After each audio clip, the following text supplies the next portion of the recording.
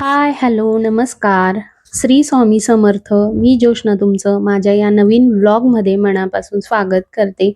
आणि हा आजचा जो व्लॉग आहे मी तो रात्री सुरू केलेला आहे. कारण आम्ही रात्री मॅच बघत होतो आणि मी, रोनित हे आम्ही तिघं जण मिळून मॅच बघत होतो आज. आणि मी आजपर्यंत IPLची एकही मॅच बघितलेली नव्हती. पण आज विराट कोहलीची मॅच होती आणि फायनल होती. गेल्या 17 वर्षानंतर आज विराट कोहली फायनलमध्ये होता. म्हणजे आधी 3 वेळा फायनलमध्ये होता. हे कदाचित चौथ्यांदा फायनलला होता आणि आज जिंकणार होता हे सगळ्यांना माहिती होतं, की आज RCB जिंकणार आहे. तर आम्ही सगळे मिळून इथं रात्री मॅच बघत होतो आणि नंतर मग शेवटी RCB जिंकला म्हणजे विराट कोहली जिंकलेला होता आणि रोनितही खूप खुश झाला. रोनितला सांगितलं विराट कोहली जिंकलाय तर तो पण खुश झाला. रात्रीचे 11:30 वाजले होते आणि आम्ही सगळे बसलो होतो मॅच बघण्यासाठी आणि बाहेर लगेच मॅच जिंकल्या जिंकल्या फटाके फुटायला सुरू झाले होते व आवाज येत होता. बघू शकता मी लगेच बाहेर येऊन ते कॅप्चर करण्याचा प्रयत्न केला. लांब होतं, पण तरी मी कॅप्चर करत होती, की RCB जिंकल्या जिंकल्या फटाके फुटतायत तसं. आणि सगळ्यांना अपेक्षा होती यावेळेला, की RCBने जिंकलंच पाहिजे. पहिल्यांदा वर्ल्ड कप पहिल्यांदा IPLचा कप मिळाला होता आणि सकाळ झाली होती. सुट्ट्या सुरू आहेतच. अजून शाळा सुरू झालेली नाहीये. उद्या शाळा सुरू होणार आहे आणि आज सुट्टीचा शेवटचा दिवस आहे. तर आज मी माझा सुट्टीचा कसा वेळ जातो ते शेअर करणार आहे. तर सकाळी ना नेहमी कितीही वाजता मी उठू दे, उठल्या-उठल्या अंघोळ वगैरे झाली. आज हेअर वॉश करायचे होते, तर हेअर वॉश पण केले होते आणि तयारी केली. मी फार तयारी करत नाही, फक्त चेहऱ्याला मॉइश्चरायझर लावते आणि आपलं टिकली लावली की झाली तयारी. आणि इथं 8 वाजले, 9 वाजले किंवा 10 वाजले तरीही मी रोजची पूजा ही आपली करतच असते. मी वेळेला असं नाही की सकाळी उठलं पाहिजे पहाटे आणि झालं पाहिजे. ज्या दिवशी शाळा असते त्या दिवशी हमखास सकाळी उठणं होतंच आणि सगळं आवरून होतंच. पण सुट्टी असली की कसं सगळं निवांतच सुरू असतं. आणि इथे 8:30 वाजले होते. 8:30 वाजता माझं सगळं आवरून झालं होतं. अंघोळ वगैरे झाली होती आणि हेअर वॉश करायचं असलं तर थोडा वेळ लागतोच. तर सगळी तयारी वगैरे करून झाली होती. पूजा मिस्टरांनी केली होती. माझ्या आधी त्यांचं आवरून झालं होतं. तर रेग्युलर रोजची जी पूजा असते ते हे करतात, मिस्टर करतात माझे रोज. आणि ज्या दिवशी सणवार असला किंवा असं खूप पूर्ण क्लीन करायचंय, डीप क्लीन करायचंय, स्वच्छता करायची आहे, त्या दिवशी पूजा मी करत असते देवांची. किंवा कधी-कधी असं होतं, की त्यांचं आवरलं नाहीये आणि माझं आवरून झालंय, तर मग मी त्या दिवशी मी पूजा करत असते. पण असं रोज बघायला गेलं तर मिस्टरच पूजा करतात. आम्ही दोघं मिळून आलटून-पालटून पूजा करत असतो. तर आज त्यांनी पूजा केली होती. आणि दाराची वगैरे पूजा राहिली होती. उंबऱ्यावर पाणी वगैरे टाकायचं, तुळशीला पाणी टाकायचं, ती पूजा राहिलेली होती. तर मी ती पूजा करून घेत होती आणि हे माझं रोजचंच आहे. आता जोपर्यंत ज्यांनी माझे व्हिडिओ सुरुवातीपासून बघितले असणार त्यांना माहितीच आहे, की मी नेहमी उंबऱ्याची पूजा म्हणजे फार असं डीप नाही करत मी. फक्त अमावास्येलाच हळदीचं लेपन वगैरे तेवढं करत असते. पण रोजची जी असते ती फक्त उंबरा जो धुळीने आपला झालेला असतो, तर तो स्वच्छ धुवून घ्यायचा आणि त्याला हळदी-कुंकू व्हायचं आणि दरवाजाच्या आजूबाजूला पावलं टाकत असते लाल कलरच्याने. आधी पांढरी रांगोळी, ही पांढरी फरशी असल्यामुळे त्यावरती दिसत नाही म्हणून मग मी ती लाल रांगोळीने ते छापे टाकत असते पावलांचे. आणि रांगोळी ही इथं काढते मी. तर रांगोळीसाठी ना मी एक अशी फरशी घेऊन आली आहे. कोटा फरशी आहे ती. तर पांढरी रांगोळीनेच रोज रांगोळी असं कलर रांगोळीने रोज-रोज रांगोळी टाकत नाही, तर पांढऱ्याने तर ती पांढऱ्या फरशीवर दिसायची नाही. म्हणून मग मी ती फरशी आणली होती. त्यावर रोज रांगोळी टाकत असते. ही रोजची म्हणजे फार आधीपासूनची सवय आहे रांगोळी टाकायची. मी लग्नाआधी पण माहेरी असायची ना तेव्हापासूनची सवय आहे. तिथं नेहमी दारासमोर रांगोळी असायचीच. दरवाजाजवळ पावलं असायचे. तेव्हापासूनची ती सवय आहे. तर मी अजूनपर्यंत रांगोळी ही नेहमी असते दाराला आणि इथं तुळशीची पूजा वगैरे करून झाली होती माझी. तुळशीला रोजचं फार पाणी घालत नाही मी, थोडंसंच पाणी घालते, कारण रोज-रोज तुळशीला आपण पाणी घातलं की तुळशी पण फार जास्त पाणी दिलं तर ती पण कशी जगणार ना, तर मी थोडंच पाणी रोजच्या रोज घालत असते. आणि दिवा हा नेहमीच असतो लावलेला. तुपाच्या वाती केलेल्या असतात, तर नेहमी त्यानंच मी लावत असते. त्यानंतर मग रोणीतला लाडू बनवले होते आणि यावेळेला त्याला आवडला होता लाडू. मोस्टली तो खात नाही, त्याला आवडत नाही. काय माहिती त्याला कोणताच लाडू आवडत नाही. त्याला कोणतीच गोष्ट ही फार जास्त वेळ आवडत नाही. एकदा खाईल, दोनदा खाईल, तिसऱ्यांदा तो कोणतीही वस्तू असो, फ्रूट असो किंवा ड्रायफ्रुट्स असू दे, लाडू असू दे, तो खात नाही. पण त्याला लाडू आवडला होता. आदल्या दिवशी बनवला तेव्हाही खाल्लं, नंतरही खाल्लं आणि आजही त्याने खाल्ला होता. माहीत नाही पुढं खाईल की नाही. पण त्याला आवडला तर त्याने स्वतःहून माझ्याकडे मागितला होता, "लाडू दे." तर मी आज त्याला लाडू दिला होता. त्यानंतर धुतले होते, ओले नको राहायला. पाणी गळतं म्हणून रुमाल बांधला होता. पण नंतर थोडे कोरडे झाल्यानंतर मग मी विंचरले नाही. ओले-ओले केस मी काही विंचरत नाही. नुसतंच क्लचर वगैरे लावून घेतलं. आणि आज भाजी करायची होती. पत्ताकोबी मी आदल्या दिवशीच चिरून ठेवला होता. कारण मी उपमा करणार त्याच्या आधी पत्ताकोबी करणार होते. चिरूनही ठेवला होता, पण मिस्टरांनी नाही सांगितलं म्हणून मग मी काय पत्ताकोबीची भाजी काही केली नव्हती. तर ती तशीच चिरून मी डब्यामध्ये ठेवली होती पॅक करून. आणि आज तीच पत्ताकोबीची आज काही फार चिरलेली ऑलरेडी होती, तर पटकन भाजीही होऊन गेली.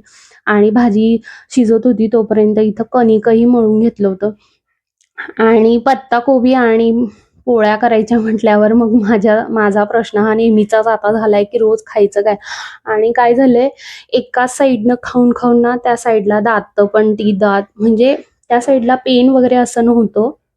उजव्या साइडला, डाव्या साइडला खूप पेन होते, पण उजव्या साइडला पेन नव्हतं एवढं. पण त्याच बाजूने सारखं खाऊन-खाऊन पण त्या साइडचे दात पण माझे आता दुखायला लागलेत, पेन व्हायल्यासारखं तिथं खाऊन-खाऊन. तर मग भाजी पोळी नकोच म्हटलं खायला. फार जास्त जर चावलं त्या ठिकाणी तर मग तेच दात दुखायला लागायचे. त्रास व्हायचा पुढे. परत अजून एवढी मोठी जर्नी वर्षभर अजून ते सहन करायचं म्हटल्यावर सुरुवातीलाच नको असं करायला. म्हणून मग मी साईडला खिचडी केली होती. साधी खिचडी केली होती. एकदम पातळ केली होती जेणेकरून दातांना चावायला नको. फक्त नॉर्मल आपलं थोडंसं बाईट केलं की झालं.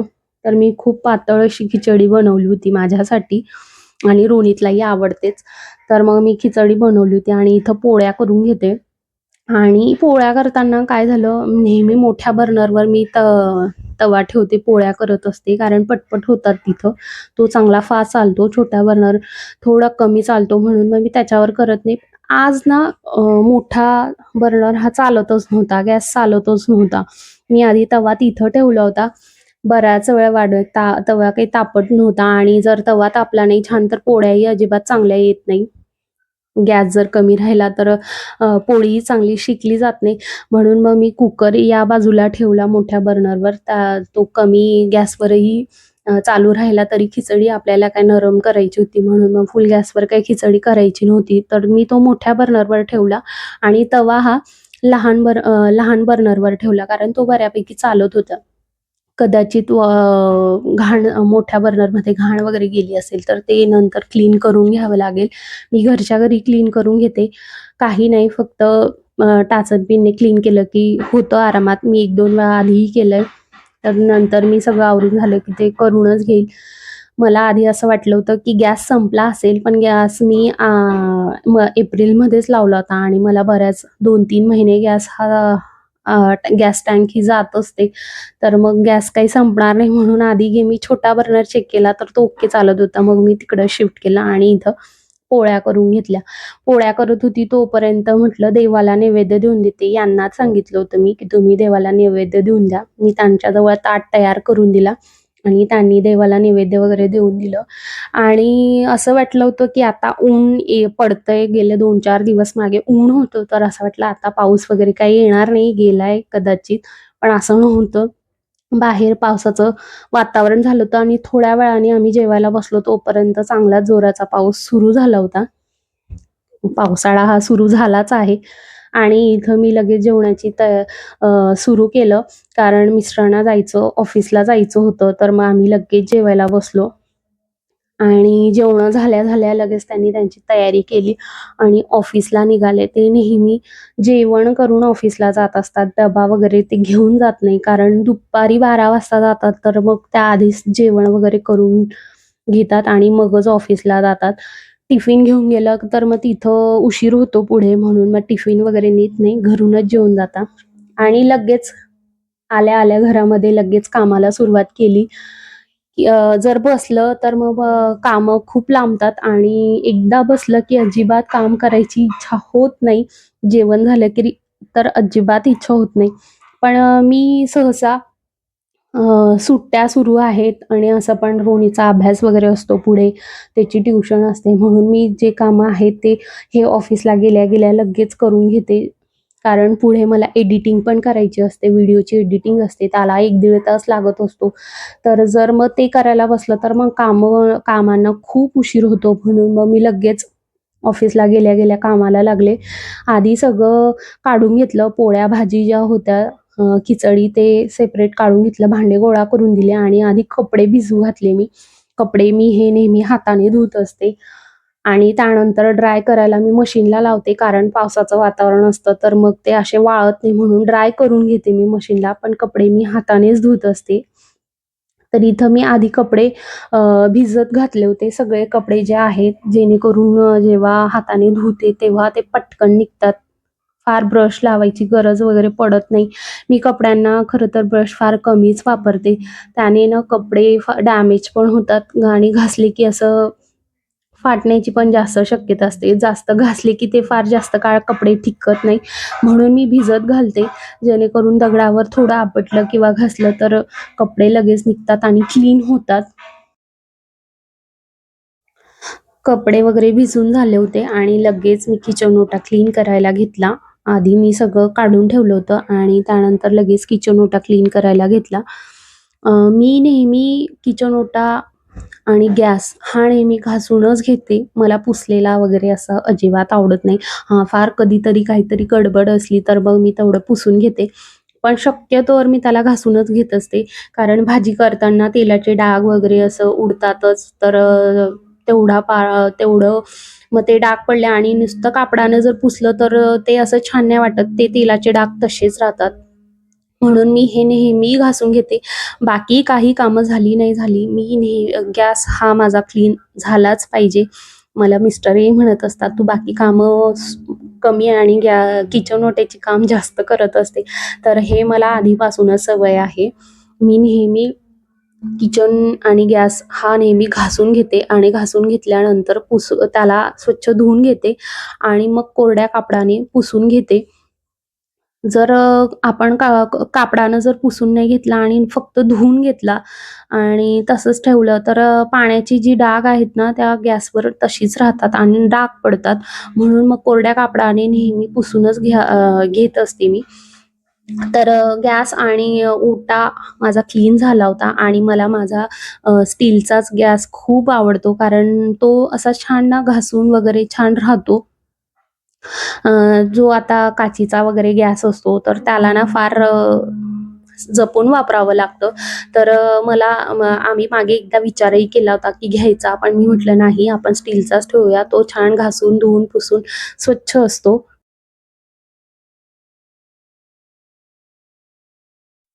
आणि किचन वगैरे गॅस वगैरे क्लीन करून झाला होता आणि लगेच भांडे धुवून घेत होती. भांडे स्वच्छ धुवून झाली होती माझी, सगळं आवरून झालं होतं, किचन क्लीन झाला होता. मी सिंकही घासून घेते आणि टोपलं ना मोस्टली मी असंच ठेवत असते. कारण जर किचन ओट्यावर ठेवलं ना, तर ते पाण्याखाली जे पाणी असतं ना, त्याचा डाग तिथं परत पडतो किचन ओट्यावर. मग तो छान नाही वाटत आणि जर असं ठेवलं तर मग ते पाणी जे आहे ते बेसिनमध्येच तिथंच निघून जातं आणि मग फरशी आपलं किचन पण क्लीन राहतो. आणि त्यानंतर लगेच मी झाडून घेतलं घर.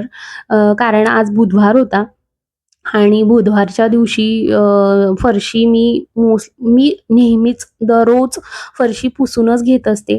झाडणं रोज असतं, पण पुसूनही मी रोज घेत असते. पण फक्त गुरुवारच्या दिवशी मी फरशी पुसत नाही. गुरुवारी असं म्हणतात, की फरशी पुसू नये. केंद्रामध्ये असं सांगितलंय स्वामी समर्थांच्या. तर मी ते नेहमी पाळत असते. तर मी आज बुधवार होता म्हणून मग आज सगळं बाल्कनी वगैरे सगळं पुसून घेतलं होतं. आणि शक्यतोवर डाग पडले, की मी संध्याकाळी एकदा पुसून घेते. कारण जर पुसलं नाही आणि डाग तसेच राहिले, तर मग गुरुवारचा पूर्ण दिवस तसंच राहतं. मग जेवल्यानंतर तेवढं भाग मी पुसून घेत असते. पण धूळ वगैरे सगळीकडे राहिली आणि रोणीत असल्यावर घरी पसारा होणार नाही असं होत नाही.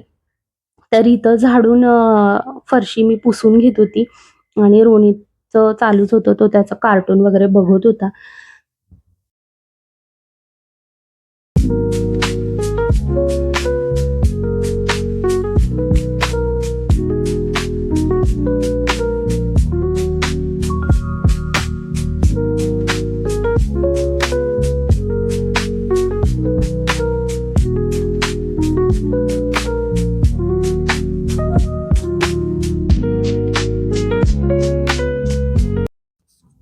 कपडे पण मी लगेच धुवून घेतले होते फरशी झाल्यानंतर. त्याचा व्हिडिओ काही केला नव्हता आणि सगळं कामं सगळी आवरून झाली होती आणि नुकतीच मी पुढे जाऊन बसले आणि लगेच रोनीतला टँग प्यायचा होता.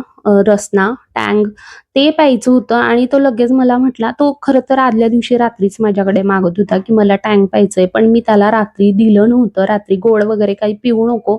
मग ब्रश वगैरे रात्री त्याचा झाला होता आणि त्यानंतर तो मागत होता आणि झोपताना जर असं गोड वगैरे पिलं तर मग खोकला वगैरे येण्याची शक्यता असते. म्हणून मग मी रात्रीच्या वेळेला त्याला काही दिलं नव्हतं. मी त्याला सांगितलं, की दुसऱ्या दिवशी त्याला देईल.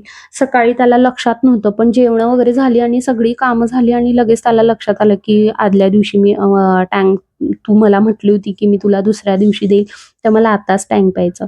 सगळं क्लीन झालं होतं आणि लगेच रोणीतला काहीतरी हवंच आणि किचन ओटा की जास्त वेळ, फार जास्त वेळ असं क्लीन राहील असं होत नाही. तर आणि त्याला मी म्हणत होते, की "तू करू नको, मी तुला बनवून देते." पण त्याला स्वतःच्या हातानेच बनवायचं होतं. त्याला निंबू सरबत पण असंच आपापलंच करायचं असतो. करायला काही नाही, पण ते जे साखरेचे डाग असतात ना, ते परत चिकट होतात आणि ते तेव्हा पुसून घेतले तर ठीक, नाही तर मग परत घाण होतं. तर इथे तो आपापलं स्टँड बनवत होता आणि त्याला टँकमध्ये एक्स्ट्राची साखरही हवी होती. त्याला असं वाटलं, की त्यात साखरही ॲड करतात. तो मला म्हणत होता, "साखर ॲड कर." पण मग मी त्याला सांगितलं, की "यात साखर ॲड करत नाही, असंच मिक्स करून प्यायचं असतं." आणि त्याला टँग हे स्पूनने प्यायला आवडतो. तो असं डायरेक्ट पीत नाही. त्याला असं मज्जा येते स्पूनने प्यायला. तर लगेच त्याने स्पून घेतला आणि टँग घेऊन गेला आणि त्याला बनवता मला असं झालं, की अरे आपल्यासाठीही करावं असं इच्छा झाली मला. त्याला बनवून दिलं तर मीही स्वतःसाठी थोडं करावं. तर इथे त्याला दिलं आणि मी आधी खरं त्याने जे सांडलं होतं, तो करेल काहीतरी आणि पडणार नाही असं काही होणार नाही. खरं तर माझ्याकडनं पण होतंच असं नेहमीच. तर त्याला बोलून काही उपयोग नाही. तर इथं तर सांडलं होतं, मी लगेच पुसून घेतलं, नाहीतर त्याचे डाग तसेच राहिले असते. आणि पुसून झाल्यानंतर इथे लगेच मी स्वतःसाठीही थोडं बनवून घेतलं. मला पण इच्छा झाली होती, की आपणही स्वतःसाठी आणि खिचडी खाऊन कंटाळा आला होता, तर मग म्हटलं आपणही टँग प्यावा, काहीतरी चेंज होईल.